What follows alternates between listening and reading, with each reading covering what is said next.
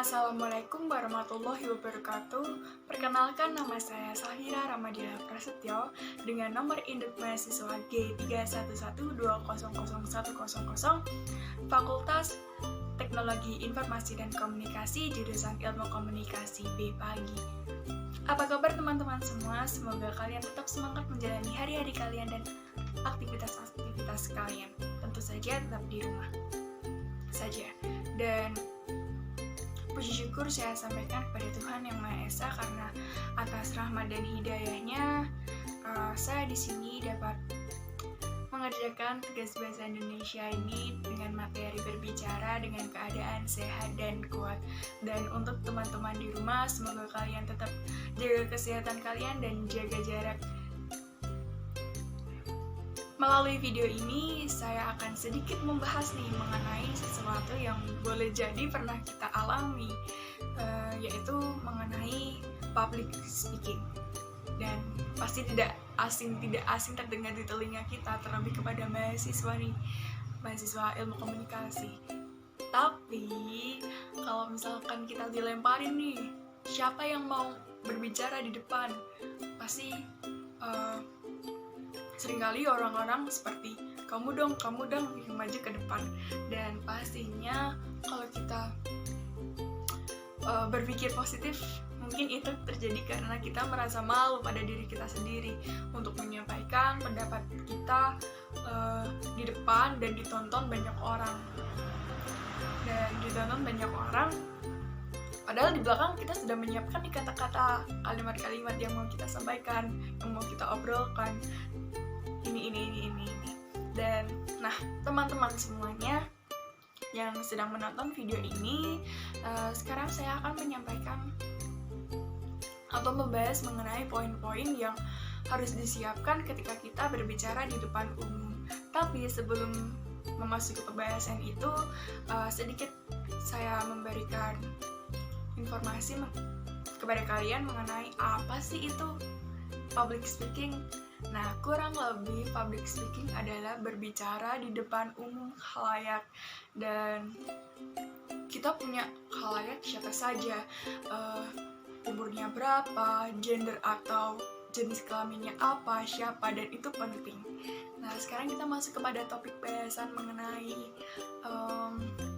poin-poin yang harus disiapkan ketika kita berbicara di depan umum, yaitu yang pertama ada suara.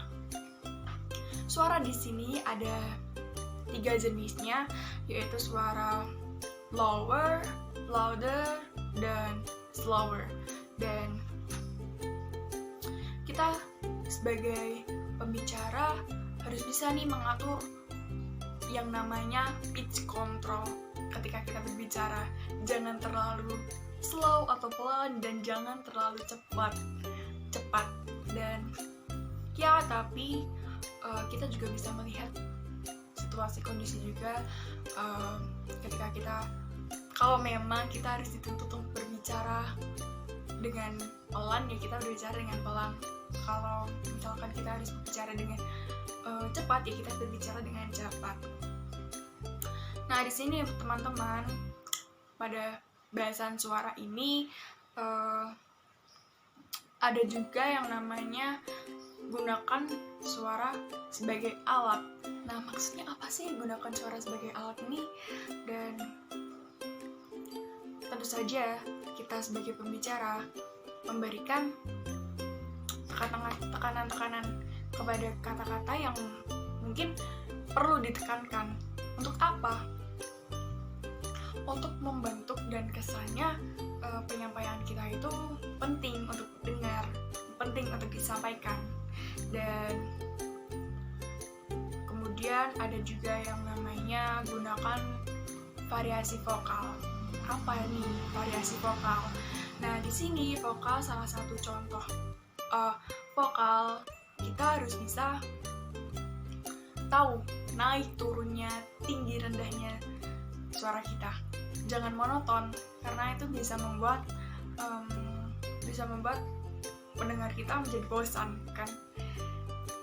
Dan teman-teman, salah satu contoh yang bisa saya berikan itu seperti ketika kalian pernah melihat suatu acara televisi di salah satu stasiun televisi yang sifatnya menghibur kita, yaitu stand up comedy.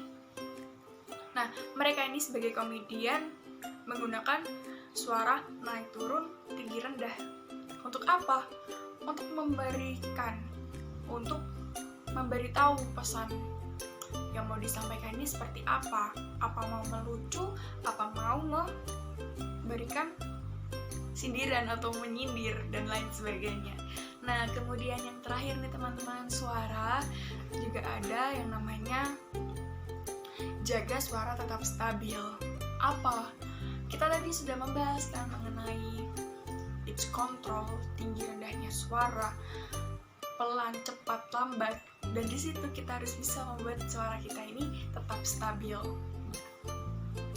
Nah, itu poin pertama, yaitu suara. Kemudian kita langsung masuk ke poin kedua, yaitu ada stage presence. Nah, stage presence ini juga dibagi beberapa.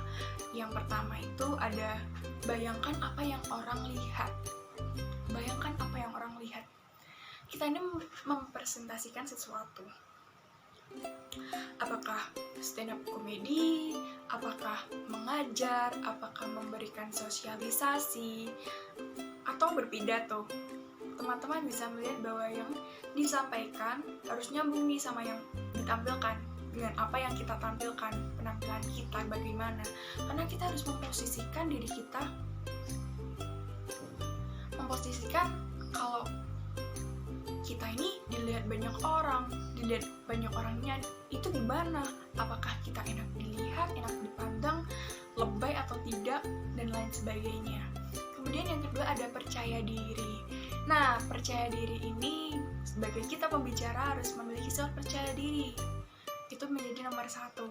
Karena kalau misalkan kita tidak bisa percaya diri, pesan yang kita tulis, pesan yang kita rangkai, sebagus apapun pesan itu, pesan itu tidak akan tersampaikan dengan baik kepada audiens.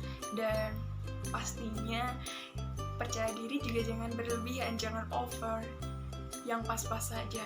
Kemudian yang ketiga teman-teman, di sini ada yang namanya stage presence dengan jaga energi tetap tinggi. Jaga energi tetap tinggi. Dalam hal ini teman-teman harus bisa nih menjaga stamina tubuh kalian saat berbicara, saat melakukan pembicaraan. Kenapa? Supaya dilihat audiensnya juga, dengar sama audiensnya juga, tidak lemas, tidak lesu, tidak letih, dan tidak ngebosanin. Contohnya itu. Dan kemudian yang keempat teman-teman ada yang namanya kontak mata. Lihat mata audiens, itu penting. Kenapa? Ya, kalau misalnya kita tidak melihat mata audiens, atau kita melihatnya ke atas saja, ke depan saja, pada satu titik, dan pada satu titik itu sangat tidak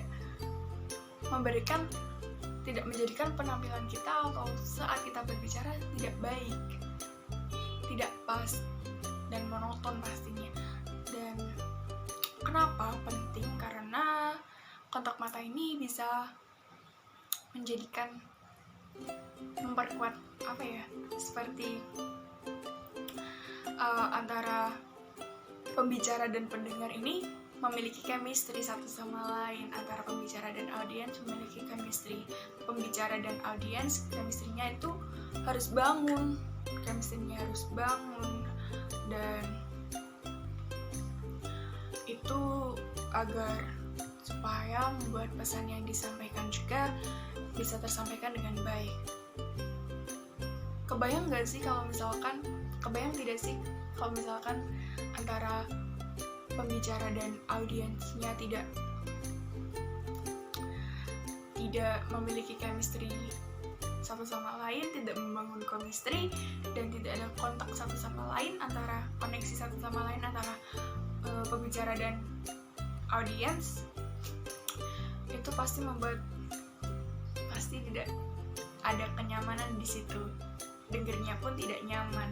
Dan teman-teman semua, anggap saja audiens itu tetap audiens, jangan anggap yang lain. Dan tips nih buat kalian, kalau misalkan kalian berbicara di depan umum dan menyampaikan pendapat kalian bisa nih menatap mata audiensnya. Satu orang audiens bisa kalian tatap selama 3 detik. Jangan kelamaan, dan itu pasti membuat antara audiens, pastinya antara pendengarnya merasa canggung. Mereka dia lama sama pendengarnya, pasti tidak nyaman kan. Jadi kalian bisa nih 3 detik satu orang dan beralih lagi ke mata orang lain. Karena kan ketika kita berbicara menyampaikan pendapat, audiens kita tidak hanya satu orang, pasti banyak sekali orang, dan kalian bisa berpindah-pindah antara mata satu dan mata yang lainnya. Kemudian teman-teman, yang terakhir adalah bahasa tubuh, postur kita dari ujung kepala hingga ujung kaki menjadi perhatian audiens, percaya tidak percaya. Misalkan bahasa tubuh kita atau bahasa yang kalian pakai saat kalian berbicara itu tidak disadari menyinggung perasaan audiensnya, perasaan orang-orang yang menonton kalian. Makanya kita ambil bahasa tubuh yang umum-umum saja, jangan yang spesifik.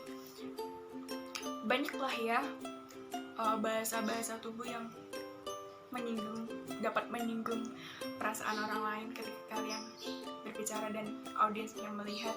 Dan jangan pakai yang seperti itu, cukup gunakan dengan bahasa tubuh yang umum-umum saja. Nunjuk kalau tidak pakai jari telunjuk ya ibu jari.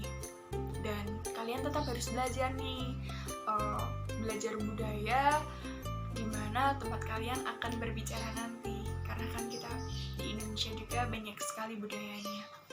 Nah teman-teman, mungkin itu saja yang dapat saya sampaikan kali ini pada kesempatan kali ini dalam video kali ini. Semoga saya harap video kali ini dapat bermanfaat untuk teman-teman semua, buat referensi teman-teman belajar, menambah ilmu dan wawasan teman-teman. Sekiranya cukup saya sampaikan kali ini. Bila mana ada kesalahan saat saya berbicara atau menyinggung, saya mohon maaf. Terima kasih, tetap jaga kesehatan kalian, tetap jaga jarak kalian. Wassalamualaikum warahmatullahi wabarakatuh.